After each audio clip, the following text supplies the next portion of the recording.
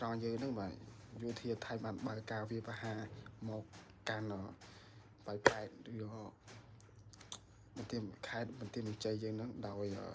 តម្លាក់ចំនួន2គ្រាប់ដោយប្រើ M16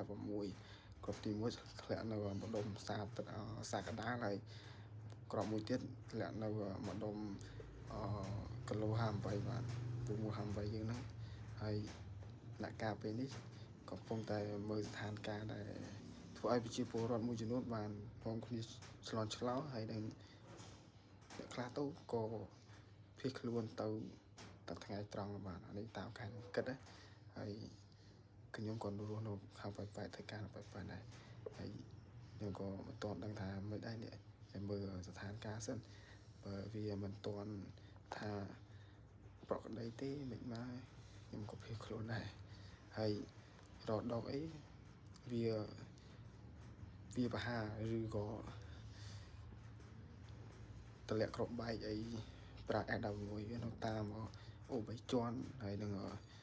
ភូមិបរិច័ន្ទណាតែឥឡូវវាមកដល់ចូលដល់ក្រុងណាក្រុង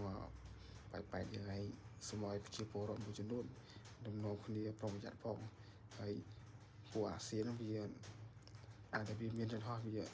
ធ្វើតាមក្បាលចិត្តក្បាលវ៉ាវាទេវាមិនដែលគិតដល់ប្រជាពលរដ្ឋវាទេប្រជាពលរដ្ឋយើងទេគាត់តែចិត្តសាស្ត្រខុសគ្នាប៉ុណ្ណឹងសិនហើយបើសិនមានព័ត៌មានថ្មីខ្ញុំនឹងអាប់ដេតនឹងប្រាប់ដល់បងប្អូនទាំងអស់គ្នាបាទហើយខ្ញុំប៉ុណ្ណឹងមានជំរាបបាទ